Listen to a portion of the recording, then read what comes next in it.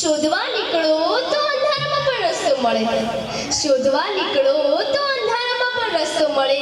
કારણ કે ઈચ્છા પણ તમારી પાસે હોય છે. કારણ કે ઈચ્છા પણ તમારી પાસે હોય છે. મુશ્કેલીની શું તાકાત કે તમને રોકી શકે? મુશ્કેલીની શું તાકાત કે તમને રોકી શકે? તમારો આત્મવિશ્વાસ જ તમારો અસલી પ્રકાશ હોય છે. તમારો આત્મવિશ્વાસ જ તમારો અસલી પ્રકાશ હોય છે. ઈચ્છાઓને ક્યાં પૂર્ણ વિરામ હોય છે?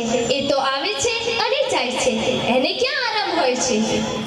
ઉદ્ભવવું બસ એક જ કામ. ઉદ્ભવવું બસ એક જ કામ. સંતોષાયા પછી પણ એ ક્યાં શાંત હોય છે? સંતોષાયા પછી પણ એ ક્યાં શાંત હોય છે?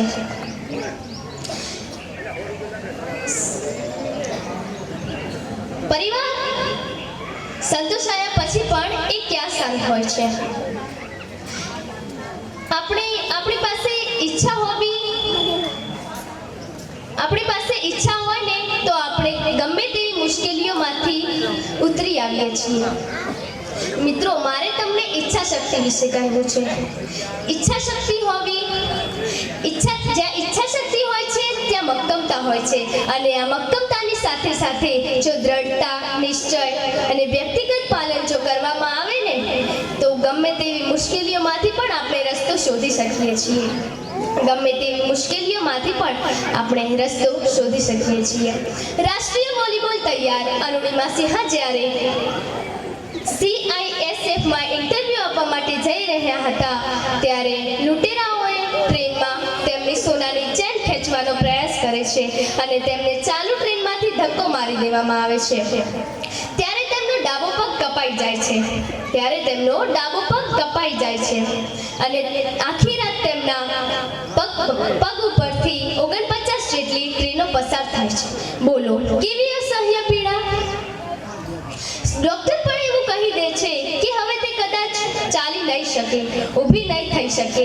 પરંતુ અરુણિમા સિંહાની મનની શક્તિ એટલી શક્તિશાળી હતી કે તેણે પથારી પર બેઠા બેઠા એવો નિર્ણય કરે છે કે હું વિશ્વનું સૌથી ઉચ્ચ શિખર માઉન્ટ એવરેસ્ટ ચડીશ. ત્યારે તેમને જીવનમાં ઘણી બધી અડચણો આવે છે, પણ તેમની માતા અને બચેન્દ્રી પાલ તેને એવું કહે છે કે તું જ્યારે એકલી હોય છે ત્યારે તારો નિર્ણય તારે ને માત્ર તારે જ કરવાનો. એવું વિચારવું કે હું એક ડગલું આગળ માંડીને ક્યાં સુધી પહોંચી શકીશ. એકવાર પાછળ નજર કરીને જોવું અને એક આગળ ડગલું માંડશે ને તો તારો રસ્તો તને આપોઆપ મળી જશે. માઉન્ટ એવરેસ્ટ ચડીને ભારતની પ્રથમ વિકલાંગ મહિલા બને છે અને ભારત સરકાર દ્વારા તેને પદ્મશ્રીથી સન્માનિત કરવામાં આવે છે. કરી શકે બીજા તો તું કેમ નહીં? આજે ઈચ્છા જગાવનારા મનમાં કરી શકે બીજા તો તું કેમ નહીં? હવે મારો બીજો વિષય છે સંયુક્ત પરિવાર, મધપુડા જેવી મીઠાશ.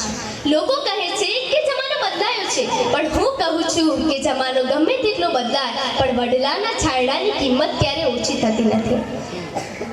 સાથે રહેતો પરિવાર એ હસતો મધપુડો છે.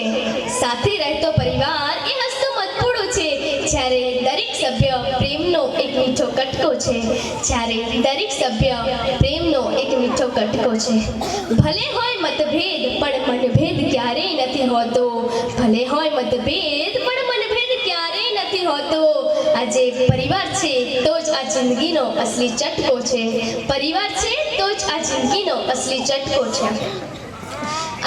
આજના વિભક્ત કુટુંબમાં બાળકો ટીવી અને મોબાઈલ પાસે ઉછરે છે, પણ સંયુક્ત કુટુંબમાં બાળકો દાદા દાદીના ખોળામાં સંસ્કાર શીખે છે. દાદાજીની લાકડી અને દાદીની વાર્તાઓ કોઈ યુનિવર્સિટીમાં પણ નથી મળતી. મિત્રો, આ વિષયનું શીર્ષક જ કેટલું સુંદર છે, મધપુડા જેવી મીઠાશ. મધપુડો ક્યારે એક મધમાખીથી નથી બનતો. જ્યારે હજારો મધમાખીઓ ભેગી મળીને મહેનત કરે છે ને ત્યારે એમાં મીઠું મધ ટપકે છે. અને સંયુક્ત પરિવારમાં પણ એવું જ છે. કોઈ કમાય છે, કોઈ રસોઈ કરે છે, કોઈ બાળકો સાચવે છે અને અંતે જે તૈયાર થાય છે ને મિત્રો, તેને સુખ કહેવાય છે. તેને સુખ કહેવાય છે. ઈંટો અને પથ્થરોથી તો માત્ર મકાન બને છે. ઈંટો અને પથ્થરોથી તો માત્ર મકાન બને છે, પણ સન્માન અને પ્રેમથી પરિવાર બને છે. સંસ્કાર અને પ્રેમથી પરિવાર બને છે. એકલા રહેવાથી તો માત્ર નામ કમાવાય છે સાહેબ. એકલા રહેવાથી તો માત્ર નામ કમાવાય છે, પણ સાથે રહેવાથી આખું સન્માન કમાવાય છે. સાથે રહેવાથી તો આખું સન્માન કમાવાય છે. હું ગર્વ સાથે કહું છું કે અમે 7 બહેનો છીએ. એક જ પ્રેમ, એક જ છત નીચે ઉછરીએ છીએ. જ્યારે એકને વાગે છે ને, ત્યારે સાતેયની આંખમાં પાણી હોય છે અને જ્યારે મુશ્કેલી આવે છે ત્યારે અમે 7 નહીં પણ 700ની તાકાત બની જઈએ છીએ. મુશ્કેલીની શું તાકાત છે અમને ડરાવી જાય. અરે મુશ્કેલીની શું તાકાત છે અમને ડરાવી જાય. સાથ હોય પરિવારનો તો પર્વત પણ નમી જાય. સાથ હોય પરિવારનો તો પર્વત પણ નમી જાય. એકલી લાકડી તો ગમે તે તોડી નાખે સાહેબ. એકલી લાકડી તો ગમે તે તોડી નાખે, પણ લાકડીઓનો ભારો હોય ને તો કાળ પણ થમી જાય. જો લાકડીઓનો ભારો હોય ને તો કાળ પણ થમી જાય. મારે છેલ્લે બસ એટલું જ કહેવું છે કે કુટુંબ નાનું હશે તો ચાલશે, ઘર નાનું હશે તો ચાલશે, પણ દિલમાં દયા રાખજો, મોટાઓને માન આપજો અને ભાઈ બહેન સાથે પ્રેમથી રહેજો. એમાં જ જિંદગીની શાન છે. સોનાના મહેલો કરતાં મારો પરિવાર મહાન છે. સોનાના મહેલો કરતાં મારો પરિવાર મહાન છે.